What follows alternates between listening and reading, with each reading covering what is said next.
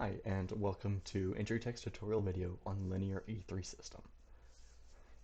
First things, this system uses the internet to connect to the call box and other devices, so if the internet goes out, you will not be able to access any of the system. Just a heads up. Alright, to first get logged into the system, we're going to need to open up any web browser. We've already got it bookmarked in Chrome, so we're just going to use Chrome. Okay. And there's several ways to bookmark it, or we have. So on this one, we've got it in the bookmarks toolbar for the linear emerge, and we've also got it here on the main Google page. So we can just click it, and it'll open this up in an IP. You can remember this if you ever want to try to use a different browser. So if you like Edge more, and you want to set it up in there, you'll just need to open Edge. Alright, and then once you've got Edge open, it'll be the same IP, so 10.0.0. Oh, I don't know why you would want to use Edge. 10.0.0.53. Alright. And then here you go, opens it back up in linear. Alright, so now that we've got the linear emerge login, our user ID is going to be admin, and our password is also going to be admin. And we just press the login button. And then it's alright to set Chrome to save the password if you'd really like it to. It's up to you. Alright, once we get logged in, the first thing we will be greeted with is the resident management page. This will list out all of our residents in order of the ID that they were created.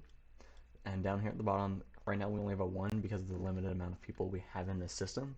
But if we had more than could be stored on a page, we would get 1, 2, 3, 4, etc. So the first thing we're going to do is we're going to create a new card holder. We can either do that by pressing the new button here, or if you navigate to a different page and you don't want to have to re-log into the entire thing, you'll just go to the card holder person here, or the person over here, press card holder, and it'll bring you back to this page. So the first thing we're going to do is we're going to press new. Okay. And we're going to need to assign it a first name, so test. We can skip the middle name. We're going to put the last name, also test, and a phone number. If you want your call box to be able to call your residents and have them open the system, like as usual, you'll need to input a phone number here. So we're just going to input our office phone number.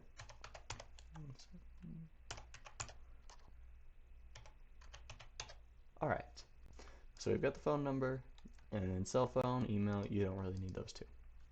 Alright, so now that we've got that, we need to add a card. So we're going to press the add card button.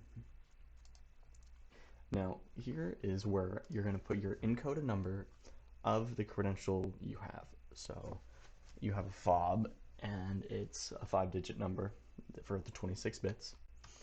So we'll just enter a random one. We'll do 1, 2, 3, 4, 5. Right, 5-digit, that works. Okay. Make sure your card status is active and your card type is normal. They're always going to be defaulted this way, but sometimes you can accidentally click them and turn them off. Next thing is going to be the access level of the card.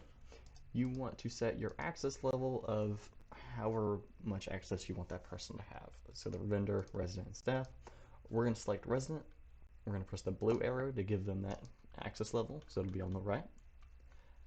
And then the activation date. This is for if you were just going to create a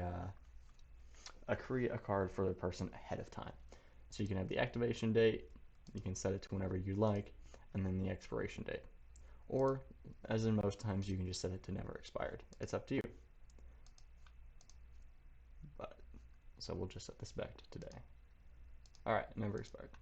Alright, and now we'll just press save. And that card number has been added in. Now we can keep going down the list. We're going to skip option as we don't use anything there. The entry code. The entry code is for the call boxes. It's up to you. It's completely optional if you want to add these in. So we'll just do a 4-digit code, 1, 2, 3, 4. And now whenever 1, 2, 3, 4 is entered into the call box, it'll open.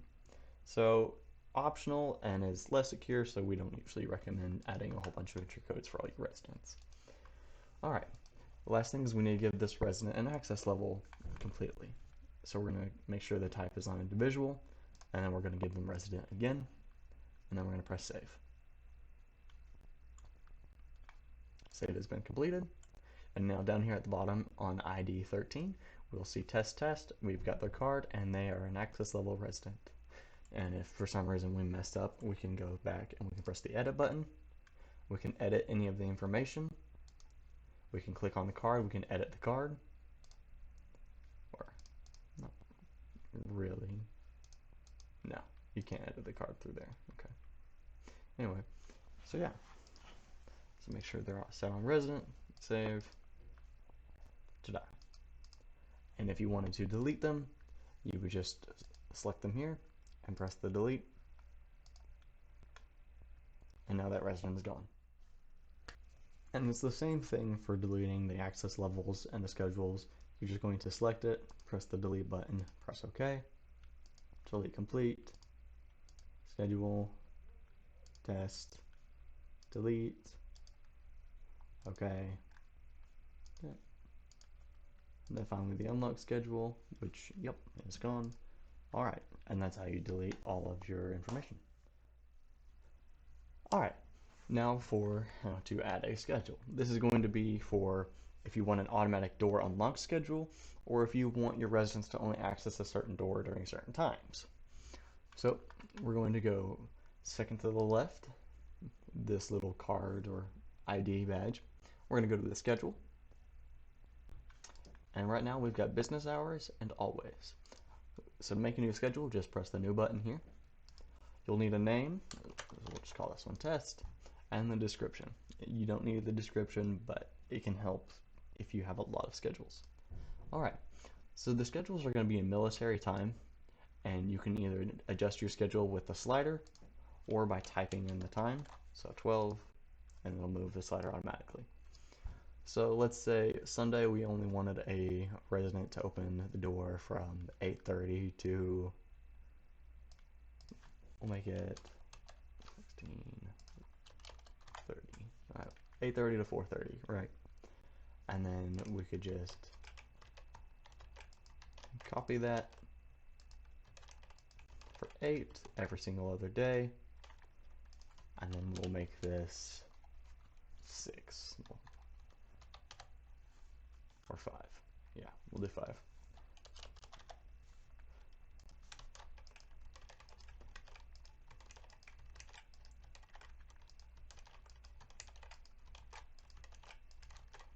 So it's not the most fluid thing, but it'll get the job done. Holidays, don't really need to worry about those. Alright, so now once we get the schedule set, we just need to press add, and it'll save that schedule, and we can see that these times have been set. Alright, so it's not assigned to anything, it's not assigned to any doors. The next thing we need to do is we need to go to that same tab, and we need to go into the unlock schedule. So, unlock schedule, the one we have in here now, is business hours. During business hours, door 5, 6, 7, and 8 will be unlocked. And this is just a brand new system, and we haven't labeled the doors yet. But otherwise, your doors would be shown here with their names. Alright, so like before, all we're going to do is press new. Unlock schedule name. Again, we're just going to do test. Scheduled, always. You're going to change this to test. So if you did a always, and you moved all of your doors over, these doors would always be open. So we need to schedule for test. Alright, and 20, 19, 18, 17, when I press add, will now unlock during those hours we set. Now, Linear does have a log, which is focal points equivalent to the transaction monitor, but it's not as versatile, and it only shows you things that happened before you open it up. So to get to the log, we're going to go to this icon here, which is the paper with the folded edge, and we're just going to press log. Alright, and we can see everything that we've done during this video, pretty much. So the denied access level, so somebody is messing with the door that they don't have the access level to. We can see that we're logged in, the resident data, access level, all that kind of stuff. So here is how you would go back through, and like I was saying before, there's going to be this 1, 2, 3, 4, etc. for pages. And you can just keep going through, and it'll show you when happened, and we have the date, the time, date and time again, and the door, or the local time, but they're the same for this system.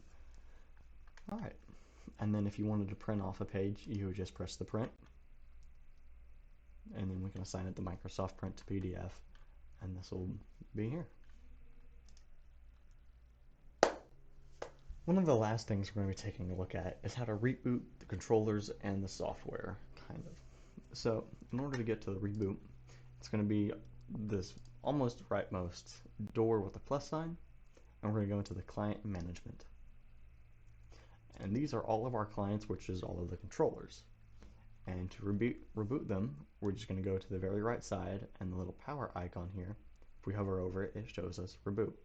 So we can press it. We're going to just put in the super admin password, which is the same as your regular password. So it's admin, and then you would press OK, and the device will reboot. And this is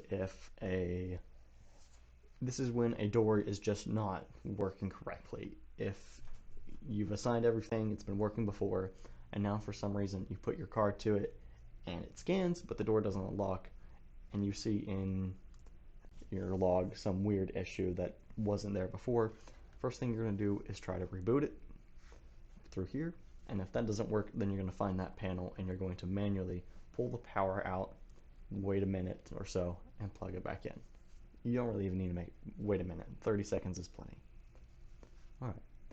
Now, to reboot the client software, which is what we're in, not really the client, to reboot the telephone entry software, we're going to go to the gear icon.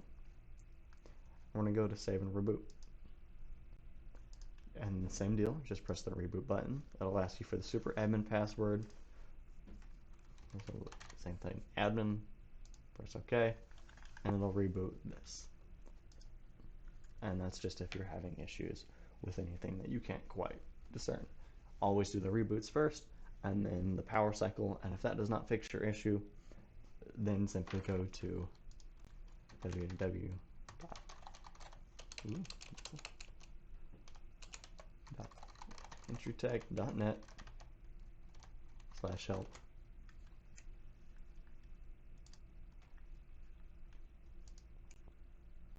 and then put a service ticket here detailing your issue. Thank you. I hope this has helped you learn a little bit more about the linear system, and if you have any questions, just submit a service ticket.